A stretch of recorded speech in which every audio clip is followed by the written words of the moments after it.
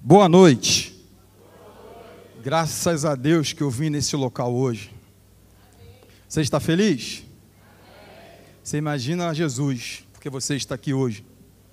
Quarta-feira de cinzas. Um monte de gente na berlinda. E você adorando ao Eterno. Louvado seja o nome do Senhor. Meus irmãos, no dia 23 e 24, ou seja, semana que vem, nós teremos um evento imperdível, que é o nosso Atitude, conferência Atitude Brasil, lá na sede, 23 e 24, começa na sexta-feira, aí você vai para casa no sábado de manhã, o dia inteiro, você pode entrar nos grupos de WhatsApp das nossas células, tem lá o QR Code, você pode chegar ali se você quiser mais informações, porque é um evento gratuito, tá? Mas você pode buscar na rede social mais informações para você entender o que é o Atitude Brasil. Essa conferência é imperdível. Então, 23 e 24, você pode estar ali naquele local onde vai ser muito abençoado. Amém? Meus irmãos, nós estamos aqui mais uma vez, e esse é aquele culto, o culto da resposta. Esse mês vocês sabem que o culto da resposta, nós trabalhamos sempre com um tema fixo, cada mês é um tema. E esse mês, quando nós estávamos falando com os preletores, nós sugerimos um tema incondicional. Que esse tema ele tem a ver com a maneira como Deus nos ama. Deus nos ama de uma forma incondicional, não importa quem nós somos, não importa o que nós fazemos, Ele nos ama e ponto final.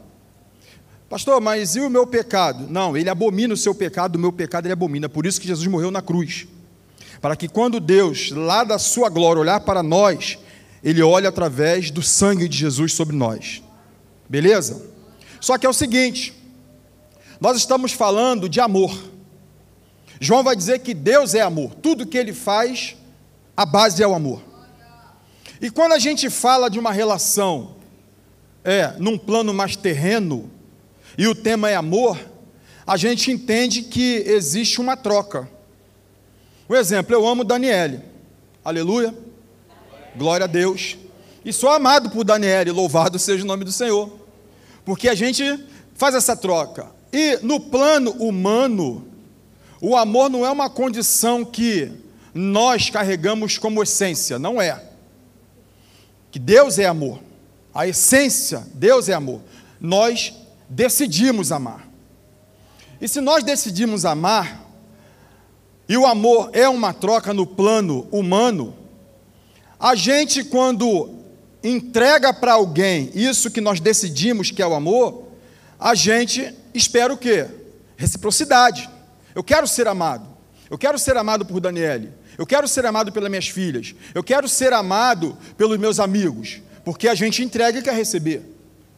E aí quando a gente fala que Deus nos ama de uma maneira incondicional, aí você pensa assim, poxa, mas Deus Ele é soberano, Ele é eterno, não tem como eu, um simples ser humano, entregar qualquer coisa que possa devolver a Deus aquilo que Ele me dá.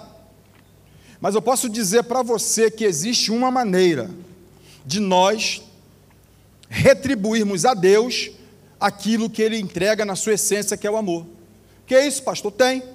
João 14, 21 vai dizer o seguinte, aquele que tem os meus mandamentos e os guarda, esse é o que me ama, e aquele que me ama será amado por meu Pai, e eu também o amarei e me manifestarei a ele. Ou seja, a maneira que eu tenho de retribuir todo esse amor é fazendo, sabe o quê? Pegando a palavra de Deus, os mandamentos do Senhor e guardando no meu coração. Agora, qual é o problema desse verbo guardar? É porque quando nós pensamos em guardar, a gente guarda dinheiro, alguns, né? Guarda dinheiro, outros não. A gente guarda uma roupa na gaveta, a gente guarda o carro na garagem, e a gente tem essa preocupação porque tem um sentido de segurança, de cuidado. Só que no texto de João, quando ele fala que nós devemos guardar os mandamentos, que é uma prova de quem ama, aqui o verbo, ele fala o seguinte, a manter vigilância sobre, é preservar, prestar atenção, cumprir. Ou seja, a maneira como eu guardo os mandamentos do Senhor tem a ver com como me relaciono com Ele. Como eu faço Ele rodar no meu dia a dia. É uma prática. Não é apenas um ensinamento que eu pego, guardo, e amanhã, quando eu for fazer uma prova do Enem, eu vou lá e coloco no papel. Não. O amor, o mandamento do Senhor, o guardar aqui, é uma prática. É por isso que Jesus ele fala em Mateus também o seguinte: olha, todo aquele que ouve essas minhas palavras e a pratica, eu assemelho a um homem prudente que construiu a sua casa sobre a rocha.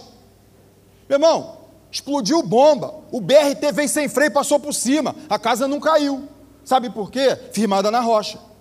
E aí, quando o homem imprudente que ouve a palavra e não pratica, o mesmo cenário causou a ruína na casa. Deixa eu dizer uma coisa para você que está aqui nessa noite. O fato de você vir à igreja todo culto, de você ler a Bíblia todo dia, mas se você não pratica, você é imprudente. A palavra de Deus está dizendo isso. E aí, quando nós falamos de uma prática de vida, nós temos que entender que Jesus ele fazia uma diferença muito grande, não que ele fizesse acepção de pessoas, mas o ensinamento de Jesus, ele atingia no coração das pessoas exatas, que guardavam o mandamento e praticavam. Você percebe que nos textos, nos evangelhos, aonde Jesus estava tinha uma multidão. Você pode ver, todo o texto tinha uma multidão, todo o texto. A não ser quando ele estava numa casa, mas tinha um grupinho lá e tinha gente. E ali você tinha religiosos, você tinha curiosos, você tinha os necessitados, mas você tinha também os discípulos. E todas as vezes que Jesus entregava uma palavra, a impressão que eu tenho, irmãos, é que Jesus, quando ele entregava uma palavra, ele olhava para os 12 e falava assim, ó, pegou a visão? Se ligou no mistério? Porque Jesus estava preparando aqueles homens para dar continuidade naquilo que ele começou. E aí, quando você pega o livro de Mateus, a partir do capítulo do 5 a 7, porque a gente acha que o Sermão do Monte, ele aconteceu apenas no capítulo 5, quando tem ali as bem-aventuranças. Mas se você ler o texto, você vai perceber que do 5 a 7, Jesus está no monte. E ele, então, ele está dando ali umas orientações que a gente poderia facilmente, ao invés de dizer o Sermão do Monte, colocar o Sermão das leis do reino dos céus. Porque o que Jesus faz é ensinar para aqueles homens aquilo que deveria ser a prática da vida deles. Ou seja, eles deveriam viver a partir daqueles ensinamentos que Jesus estava deixando. O tempo todo Jesus estava moldando e formando um caráter ali na mentalidade e no coração daqueles discípulos. Então, quando Jesus chega ali no capítulo 6, você percebe que, como sempre, tem um grupo de pessoas. É interessante quando ele vai falar das esmolas, aí ele fala assim, olha, quando vocês forem fazer o bem para alguém, quando for entregar alguma esmola, não faça igual os hipócritas, não, que sai anunciando para todo mundo que está fazendo. Você conhece gente assim? Não, né? Conhece, não? Que tudo que faz, vai na rede social e alimentando os pobres. Vem no gasofilácio, entregando o dízimo. Irmãos, é coisa de maluco isso, porque hoje nós temos a necessidade de mostrar para as pessoas quem nós somos. Mas sabe o que me chama a atenção? Que quando chega ainda no capítulo 6, aí Jesus fala assim, ó, quando vocês forem orar, não façam como os hipócritas, de novo, que vão para as praças, vão lá levanta no templo, na sinagoga, e começam a orar como se eles fossem o suprassumo da santidade. Aí Jesus dá uma dica para eles. Quando vocês forem orar, vocês fazem o seguinte, vocês vão para o seu quarto e ora a Deus no secreto. Porque o Deus que te vê no secreto, Ele te recompensará. Sabe o que é interessante? Que as duas vezes Jesus usa a palavra hipócrita. Você sabe o que é ser hipócrita? É você querer mostrar algo que você não é. E é interessante que Jesus usa esse termo porque os atores, quando eles se apresentavam nos teatros, tanto os gregos quanto os romanos, eles usavam uma máscara. E essa máscara revelava o personagem que eles estavam representando. Então, hoje o que nós chamamos de atores, naquela época era chamado de hipócritas. Ou seja, ele estava mostrando algo que na sua essência não era. Vai seguindo comigo nessa linha, porque Jesus está dando um ensinamento para os discípulos. Olha só, vocês têm que entender que eu amo vocês. Vocês querem retribuir esse amor? Guarda os meus mandamentos. Só que os meus mandamentos você não guarda as 7 chaves. Você ouve e você pratica. Esses camaradas aqui são religiosos, dão oferta, dão esmola, mas são tudo hipócritas. Vocês precisam entender que Jesus está preocupado com a sua essência, não com o que há de bonito em você, que todo mundo dá tapinha nas costas. Beleza? Legal. Aí então, ele começa a dar uma aula para os discípulos, irmãos. Aquilo que muitos de nós achamos que Jesus estava ensinando apenas uma oração, se é que eu posso chamar de apenas uma oração, foi uma aula que Jesus deu para quem realmente está disposto a retribuir o amor que recebe. Você sabe por quê? Eu estou falando o tempo todo, é prática de vida. E aí o texto, é o texto de Mateus, o capítulo 6, vocês conhecem bem. Quando Jesus, ele já vai assim no verso 9, portanto, orem assim: Pai nosso que estás nos céus, santificado seja o teu nome, venha o teu reino, seja feita a tua vontade, assim na terra como nos céus. O pão nosso de cada dia nos dá hoje, perdoa as nossas dívidas, assim como nós perdoamos aos nossos devedores, e não nos deixe cair em tentação, mas livra-nos do mal, pois teu é o reino, o poder e a glória para sempre. Amém. O tema dessa nossa mensagem hoje é mais que uma oração, um estilo de vida. Vamos orar ao Senhor. Paizinho querido, tudo é teu, esse momento é teu. Fala o que o Senhor quer falar, porque nós queremos ouvir a tua voz. Obrigado, Jesus, pela tua presença neste local, e é no teu nome que nós oramos, amém. Querido, quando eu falo que é mais do que uma oração, um estilo de vida, porque o tempo todo Jesus está mostrando para os seus discípulos como eles devem se diferenciar daqueles hipócritas, daqueles religiosos da época, em que falavam muitas vezes bonito, mas viviam totalmente diferente. Fazia algo para receber aplausos, mas quando estava por trás das cortinas, eram outras pessoas. Jesus certa vez falou que eles são semelhantes a sepulcros caiados. Sabe o que é um sepulcro caiado? Quando você vai no cemitério, principalmente no dia 2 de novembro, onde existe aquela movimentação em todo o cemitério do Rio de Janeiro, existe um grupo de meninos que eles ganham dinheiro fazendo, sabe o quê? Eles levam uma baciazinha com cal, e eles vão então caiando ali o túmulo daqueles que já está ali há alguns anos. Para quê? Para quando os familiares chegarem, está bonitinho, branquinho, conservado. Só que a gente sabe que está bonitinho por fora e por dentro tem restos mortais. Não tem uma palavra que fala assim, por fora pão, como é? Quem é da antiga? Olha aí, a novinha mais sabe, ó. Por fora bela viola, por dentro pão bolonhenta, é isso? É desse jeito, é um negócio desse aí, não sei nem o que significa, mas eu acho que por fora é bonitinho, por dentro está todo estragado. O sepulcro caiado era isso. Então Jesus ele fala o seguinte: olha só, vocês querem retribuir o amor? Então eu vou te ensinar como é que vocês vão viver na prática dessa palavra que vocês estão bebendo direto da fonte. E ele faz uma oração, porque o que acontece? O próprio Jesus, ele quando fala dos hipócritas, ele fala assim: olha, vocês não usem de vã repetição. Então, se ele está falando que é para não usar de vã repetição, qual sentido faz ele ensinar uma oração aos discípulos que eles fossem fazer daquilo um mantra? Imagina o discípulo todo dia de manhã: Pai nosso está no céu, santificado seja o teu nome, amém. Aí na hora do almoço, sabe por quê? Oração é um bate-papo você e Deus. Oração não é um monólogo. Oração tem que ser um diálogo. Você fala, você ouve. Mas como é que Deus fala comigo? É bom você orar com a palavra da mão, com a Bíblia, porque você fala, Deus escuta, você lê a Bíblia e Ele fala com você.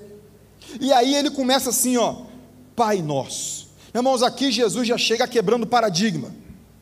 Sabe por quê? Porque quando ele fala Pai Nosso, ele está abrindo um novo tempo na nossa história, que é o tempo de nós vivermos a intimidade com o Senhor, coisa que nós não tínhamos. Vocês lembram no Antigo Testamento como é que era? O sacerdote, ele servia no templo, e ele ficava ali, ó, ele ensinava, ele arrumava, ele organizava, mas nem o sacerdote entrava no Santo dos Santos. Somente o sumo sacerdote podia entrar uma vez por ano, para entregar o pecado do povo diante de Deus, uma vez por ano, irmãos. O negócio era sério. Se você pegar o Antigo Testamento, Deus não falava com a multidão não, irmão. Você pega Moisés, Deus chegava para Moisés e falava face a face. Moisés ia para Arão, Arão levava para o povo. Você pega os profetas, Deus falava com os profetas, ele chegava para o rei e falava, Deus falava com os juízes vinham e entregavam. Era sempre assim. Quando Jesus ele veio cumprir o seu ministério, ele falou assim, ó, agora é tudo nós. O caminho foi aberto. Vocês agora têm acesso liberado. Sabe por quê? Porque o que Deus quer de mim e de você é um relacionamento de intimidade. E nós, por nós mesmos, não temos condições de alcançar isso, irmãos. É misericórdia e graça. Sabe qual é o problema? É que a gente não aproveita aquilo que Jesus fez na cruz, irmãos. Porque quando a gente lê lá em João, capítulo 17, aí Jesus, ele orando pelos discípulos, ele fala assim, ó, e a vida eterna é esta, que conheço a ti, o único Deus verdadeiro, e a Jesus Cristo a quem enviaste, a fim de que todos sejam um, como tu, ó Pai, está em mim e eu em ti, também eles estejam em nós, para que o mundo creia que tu me enviaste. Ou seja, Jesus ele veio fazer aquilo que o pecado destruiu, é trazer harmonia, é trazer uma possibilidade de nós estarmos na presença do Pai. O problema, irmão, é que a gente não usufrui da presença de Deus, irmão. Quem tem filho pequeno aqui? Bebezinho assim, de 1 ano, 2 anos. Lá em casa não tem mais bebezinho não, mas tem uma cachorrinha chamada Kiara, da Júlia. Irmão, a Kiara, sem medo de errar, nós estamos aqui na igreja. Quando eu e Daniele chegar em casa, que ela escutar a moto chegando na garagem, ela já fica agitada lá dentro. Quando a gente abre a porta para entrar, irmãos, ela faz tanta alegria, tanta algazarra, que ela chega e faz xixi. Irmãos, a Kiara, eu e Daniele, a gente não pode sentar, que ela vem e se mete no meio, fica no colo, fica abanando o rabo. É uma alegria. Eu acho que Deus ele quer isso da gente, não que faça xixi no chão, mas que pelo menos se alegre em estar na presença dele. Querido, a gente quando vai para um local que diz que é o local do encontro, nós temos que entrar explodindo de alegria. Meu irmão, a gente não pode participar de um momento de louvor desse com cara de quem já morreu. Ó, quão lindo esse nome é, ô vida, ô boleto que não para de chegar. Ó, quão lindo esse nome é, ô amanhã eu vou começar tudo de novo, acabou o carnaval, Jesus, vou ter que trabalhar. Ô, para, irmão, me ajuda aí. Ei, na presença de Deus, há abundância de alegria. E Ele quer que você usufrua disso, da presença do Eterno, irmãos. E sabe o que é interessante? É legal que quando você vive uma vida de intimidade com o Senhor, você entende coisas que quem está distante não entende não. Cara, quando Jesus ele vai ressuscitar Lázaro, pô, é Jesus, irmão. Aí ele olha e fala assim, olha, ele fala para o pai assim, eu sei que você sempre me ouve. Olha que convicção. Ele sabia que podia falar de coisas grandes e impossíveis, porque ele sabia assim, eu sei que tu sempre me ouves. O problema é que às vezes você passa aí por uma magrela, passa sofrendo, porque você não sabe em quem você pode confiar. O apóstolo Paulo sabia, pois eu sei em quem tenho crido. Estou bem certo que é poderoso para guardar o meu tesouro até aquele dia. Convicção plena, irmão. Sabe por quê? Isso só acontece com quem tem intimidade. E aí, é um problema que nós temos que resolver, tá, irmãos? Esse é um problema que nós temos que resolver. No capítulo de Mateus, no livro de Mateus, o capítulo 7, eu gostaria até que depois vocês lessem isso em casa. Aí adiantando, no verso 23, Jesus fala assim, ó, então lhes direi claramente, eu nunca conheci vocês, afastem-se de mim, vocês que praticam o mal. Sabe que texto é esse? É o texto onde os crentes chegam até Jesus e falam assim: Senhor, aí começa a exaltar o nome dele. Olha, em teu nome eu expulsei demônio, aleluia, crentão. Em teu nome eu curei, aleluia. Em teu nome eu fiz, sabe o quê? Eu fui para o carnaval, mas não fui sambar não, Jesus, fui falar do teu nome. Um monte de gente se converteu, Jesus, legal, mas eu não te conheço. Sabe qual é o segredo? Porque no nome de Jesus você pode todas as coisas, mas o conhecer Jesus, você tem que buscar na intimidade. E no dia que ele voltar, ele só vai levar quem teve intimidade com ele. Intimidade é conhecimento, é face to face. Você está entendendo, varão? É isso que nós precisamos saber. E é interessante porque, olha só, Jesus fala assim: Pai nosso, te ensinando uma relação de intimidade. Você sabia que Moisés, a Bíblia fala que o próprio Deus, ele se levanta em defesa de Moisés, ele fala assim: olha só, com o meu servo Moisés eu falo face a face. Olha que loucura, com o meu servo Moisés eu falo face a face. Moisés não chamou Deus de pai. A Bíblia vai dizer que Abraão era amigo de Deus, mas ele não chamou Deus de pai. Davi era homem segundo o coração de Deus, não chamou Deus de pai. Aí Jesus chega para mim, para você, e fala assim: ó, chama de pai, que ele gosta de tratar com você como filho. Você vai perder essa oportunidade? Pai nosso, é nosso Pai, é intimidade. Aí ele continua assim: olha, santificado seja o teu nome. Queridão, não é de qualquer jeito não, tá? Lembra que eu falei que Jesus está dando um ensinamento aqui para os discípulos? Ele fala assim: ó, você pode ter intimidade, ele é pai, só que propositalmente eu só falei a primeira frase, Pai nosso, e ele continua dizendo assim: ó, que estás no céu. Isso revela a autoridade máxima de Deus, soberania plena de Deus. Então, se você está diante de um soberano pleno, não é de qualquer jeito não, bonitão. Santificado seja o teu nome. Sabe o que é isso? É tornar santo, é tratar como santo, é viver uma vida de santidade, de maneira que as pessoas, quando olharem para nós, falam assim: caramba, é diferente, hein? Esse é diferente, esse aí revela algo que no mundo eu não consigo encontrar. Que santidade é isso? É ser separado, é ser diferente. Meu irmão, nós estamos na multidão, mas as pessoas, ao olharem para nós, têm que ver uma identidade. Você lembra, lá em Atos, no capítulo 11, quando foi pela primeira vez que os cristãos foram chamados de cristãos, irmãos? Irmão, naquela sociedade, irmãos, eu acho esse texto sensacional. As pessoas olhavam para os crentes e não tinha outra identidade a não ser cristão. Sabe o que é isso? Pequenos cristos, discípulos parecidos com Jesus. Pergunta para você: no seu trabalho, quando o seu patrão olha para você, na boa, como é que ele define você? Qual é a identidade? Porque tem um monte de crente aí que é o que chega mais atrasado no trabalho. Tem um monte de crente que é o que mais entrega atestado médico. Tem um monte de crente que não produz nada no trabalho, nada. Aí eu pergunto para você: como é que o patrão olha esse miserável? Essa praga nem morrer não morre. Que eu não preciso nem gastar com indenização. Doido para mandar embora, mas vai ter que perder um dinheiro para o cara? Por quê? Porque não existe santidade, tratar como santo, querido, para entrar na presença de qualquer maneira não. Kiara sabe disso, a cachorrinha. A Kiara, ela vem para cima da gente, leva biscoitinho, mas se ela fizer necessidade fora de jornal, não leva não. Se ela não fizer necessidade no jornal, quando ela vem subir na cama, pode descer. Se ela não tiver de banho tomado, pode descer, porque suja não vai ficar não. E você acha que Deus vai te aceitar de qualquer maneira, bonitão? Hein, bonitona? Esquece. Ou você pensa mesmo de boa, que Jesus pagou aquele preço que pagou, e hoje a gente vende com essa cara de pau, nem treme a cara, nem treme. Jesus, vem te adorar hoje, 3 dias no carnaval, Nando.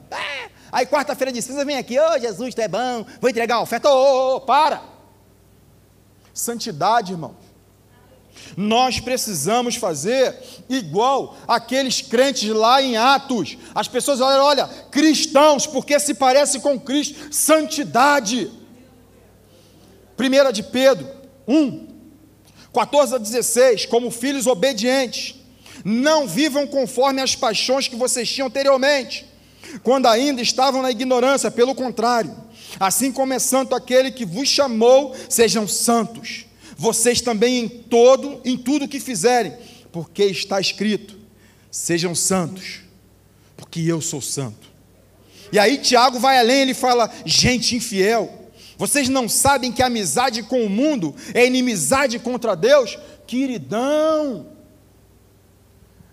a amizade com o mundo é inimizade contra Deus. Os santos não têm sociedade com as coisas do mundo. Essas imundícies que está aí, deixa para lá, irmãos. Irmãos, eu vi essa semana um bando de crente no carnaval. Que é isso, pastor? Vi, mas era o pessoal do Impacto. Ficaram aqui, baseado na nossa igreja, entraram sexta-feira, um louvorzão aqui, enquanto alguns estavam na praia, outros estavam em casa, eles estavam na rua aí, ó, sentando-lhe o sarrafo. Eu não sei o resultado, mas eu tenho certeza que um monte de vidas se renderam aos pés do Senhor Jesus, porque foi assim o ano passado. Sabe por quê? Um grupo de jovens que estão buscando a santidade entendeu que eles precisam ser separados, e não pode se aliançar com as coisas do mundo. Aí a gente está aqui, arrumou uma namorada, o santo. No terceiro beijo, já foi para Berlinda, já traiu tudo. Aí, o santo está aqui, desempregado, arruma um trabalho, a primeira coisa que faz é roubar Jesus no dízimo. Santidade, irmão. Queridão, César Augusto foi imperador de Roma. Ele diz o seguinte: olha, a mulher de César não basta ser honesta, deve parecer honesta. Santidade é isso. Não basta ser, tem que parecer, porque as pessoas vão ver em nós a face de Cristo. Então, quando Jesus ele fala assim: ó, Pai, nós estamos santificados seja o teu nome, olha só, vocês precisam viver em santidade. Falaram com as pessoas certas. Olha a história dos discípulos. E ele continua: venha ao teu reino, seja feita a tua vontade. É interessante que Paulo, quando ele escreve aos Romanos, ele fala: olha, porque o reino de Deus não é comida nem bebida, mas justiça, paz, alegria no Espírito Santo. Aquele que deste modo serve a Cristo é agradável a Deus e aprovado pelas pessoas. Ou seja, quando a gente fala venha o vosso reino, queridão, o reino de Deus é totalmente contrário do reino que a gente vive, irmão. É meio loucura, é um negócio meio de maluco isso. Porque no reino, se você quiser ganhar, você tem que perder. Se você quiser avançar, você tem que retroceder. Olha que loucura. Se você quiser viver, você tem que morrer. O reino é assim. E Jesus, ele quando ele fala para os discípulos, ele fala assim: o meu reino não é neste mundo. Ele estava sendo julgado por Pilatos, e Pilatos: você é o rei dos judeus? Você que vai sentar no trono? Ele falou: cara, trono é pequeno demais, pô. O meu reino é muito maior, o meu reino não é deste mundo. Ou seja, o que nós precisamos é trazer o reino presente em nós, e o reino de Deus em nós é adoração, dedicação, culto, célula, comunhão. Isso é o reino, é aquilo que a gente faz, é viver na comunhão dos santos. O grande problema é que às vezes tem noção do que nós estamos fazendo quando o assunto é reino. Porque em 1 Crônicas ele vai dizer assim: ó, alegre-se os céus e a terra, digam-se entre as nações, o Senhor reina. Ele está reinando, é o reino dele que nós trazemos. É o reino deles a partir daquilo que ele diz que tem que ser, é que vai ser. É por isso que quando Jesus está ali, as pessoas tendo necessidades, ele fala assim: olha, vocês estão preocupados com o que vai comer, vai beber, como vai dormir, como é que vai ser outro dia? Relaxa, porque Deus conhece todas as suas necessidades. Sabe o que você tem que fazer? Busquem primeiro o reino de Deus e a sua justiça, e essas coisas, suas necessidades, ele vai acrescentar. Irmãos, eu conheço gente que tem muito dinheiro, mas só tem dinheiro, é pobre. Há muito tempo não tem uma noite de sono, de verdade. Certa vez eu peguei um passageiro, quando eu estava no táxi, e o cara ele falou assim: agora você vê, taxista, eu trabalhei a vida inteira, tenho 3 filhos, todo mundo bem de vida, dei apartamento, paguei faculdade, está todo mundo agora empresário. Eu estou indo fazer uma cirurgia do coração, só não sei se vou voltar, e estou aqui na companhia de um desconhecido, porque meus filhos, ninguém podia me acompanhar. Tem noção do que é isso? Sabe por quê? Porque não entendeu o reino. Queridão, deixa eu falar uma coisa para você. No reino, nada é meu, tudo é nosso. Isso é pesado, irmão.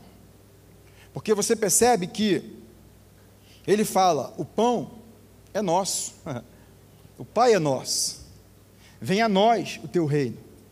Não existe o indivíduo no reino, existe a comunidade.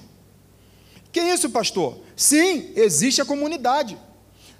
O reino é o seguinte, o eu morre e nasce o nós. É um em prol do outro, é um servindo o outro, é um sendo na vida do outro, Jesus. Dá uma olhada para a pessoa que está do outro lado aí, fala, e aí Jesus, beleza? Fala para ele, fala. E aí, beleza Jesus? Pô, que bom estar contigo aqui hoje, hein? Se for marido e mulher, então fala assim, vamos dormir hoje juntos? Vamos dormir juntos, Jesus? Olha aí, é para dormir com Jesus, tá? Pelo amor de Deus, para dormir com Jesus. Por quê? Porque o reino é assim. E aí, quando na oração de Jesus pelos discípulos, ele fala assim, ó, a fim de que todos sejam um. Irmão, Deus, ele tem um jeito de ver as coisas que a gente não tem. Porque quando a gente fala do reino e fala dessa unidade, porque esse era o plano original de Deus. No plano original de Deus, quando Deus, se você pegar em Gênesis, onde Deus criou todas as coisas, ele criou o homem. A gente acha que quando ele fala homem, é o gênero aqui, mas o Adão ali não é um nome próprio apenas, é a espécie. Adão é seres humanos. Então, quando você olha nos primeiros capítulos de Gênesis, quando Deus ele se relaciona com Adão e com a mulher, ele está se relacionando, olhando um só. Você lembra que ele fala assim, façamos o homem, a nossa imagem, conforme a nossa... E quem é Deus? Pai, Filho e Espírito Santo. Quando ele cria o homem, ele cria nessa perspectiva. Tanto é que ele fala assim, serão dois, uma só, porque ele olha assim. E aí, quando você vai lá no capítulo 5 de Gênesis, ele fala assim, ó, Deus os criou homem e mulher, os abençoou e lhes deu o nome Adão, ou seja, ser humano, no dia em que foram criados. Sabe como é que funcionava? Era assim, ó, o Adão, o ser humano, Ish, varão, e o Adão, o ser humano, Isha, varoa.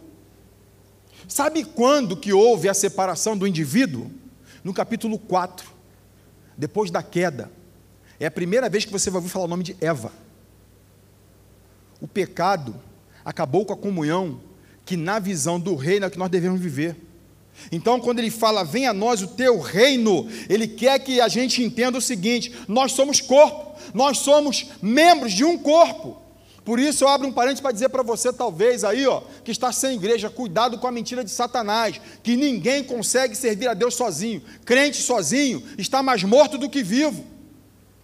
Porque, a não ser que você faça parte do desenho da família Addams, que tem aquela mãozinha miserável que anda sozinho, porque fora isso, se tirar do corpo, morre. Porque é assim que Deus vê. Então, quando nós olhamos o texto de Gálatas, ele vai dizer assim, assim sendo, não pode haver judeu nem grego, nem escravo nem liberto, nem homem nem mulher, porque todos vocês são um em Cristo Jesus. No reino, o eu morre e é nós. É tudo nós. O pão é nosso, o Pai é nosso. Venha a nós o teu reino. E aí ele continua dizendo, o pão nosso de cada dia nos dai hoje. E o pão aqui é provisão diária ou a provisão do dia seguinte, fazendo alusão lá no deserto quando viu o maná. O maná, quando Deus alimentava o povo, olha só, é só para hoje, para amanhã vai ser outra bênção. É exatamente isso. Ele fala, o pão nosso de cada dia dai hoje. Ele estava tranquilo, era o pão diário. Por quê? Porque nós temos necessidade física. Só que é o seguinte, quando a gente fala em necessidade física, a gente acha que o pão aqui é o que realmente nos sustenta, e não é. Na verdade, o pão até engorda, né?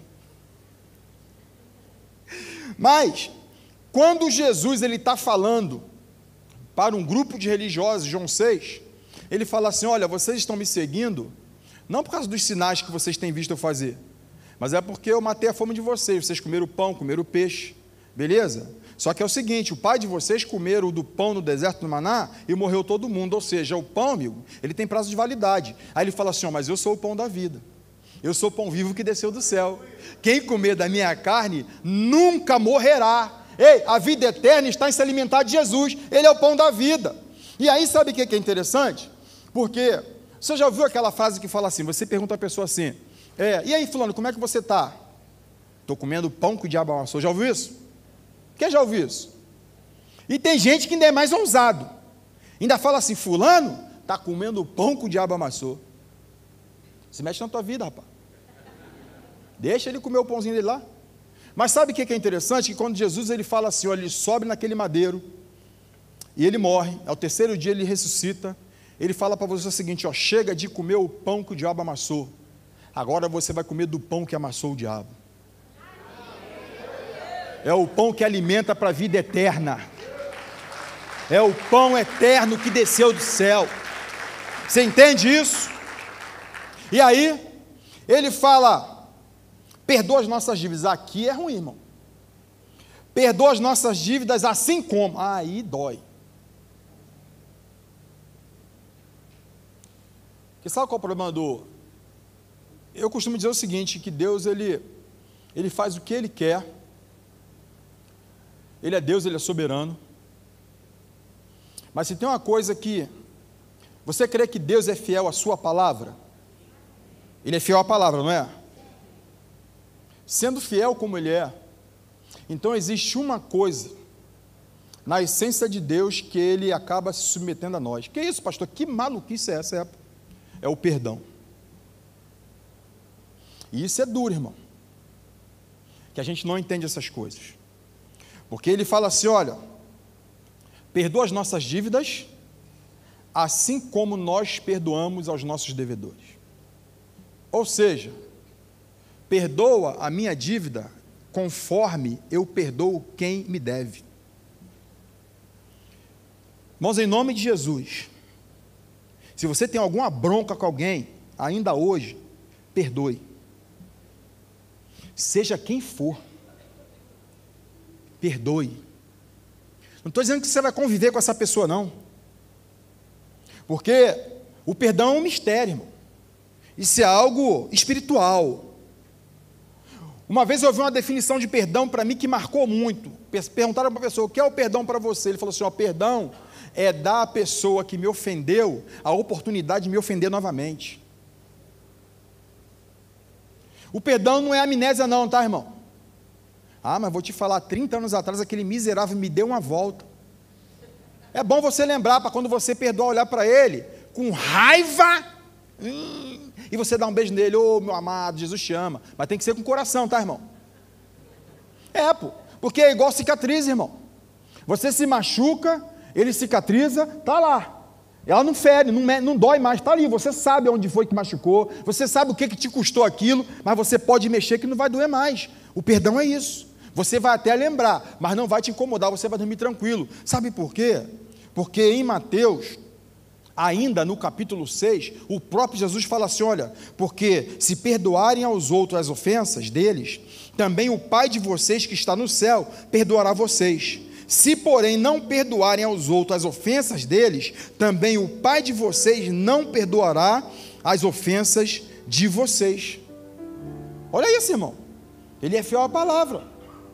Então, nessa caminhada, esse ensino da oração, ele fala, você precisa perdoar. Senão você vai ter problema quando chegar no dia que eu tiver que te perdoar. Aí ele fala assim, e não deixes cair em tentação, livra-nos do mal. E é impressionante porque quando ele fala livrar do mal aqui, em algumas versões vai estar livrar do maligno. E a gente sabe que ele é sujo.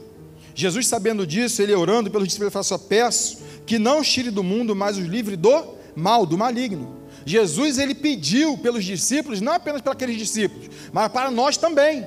Ele estendeu a oração a cada um de nós, porque ele sabia com quem a gente ia lidar no dia a dia. E ele pede para livrar.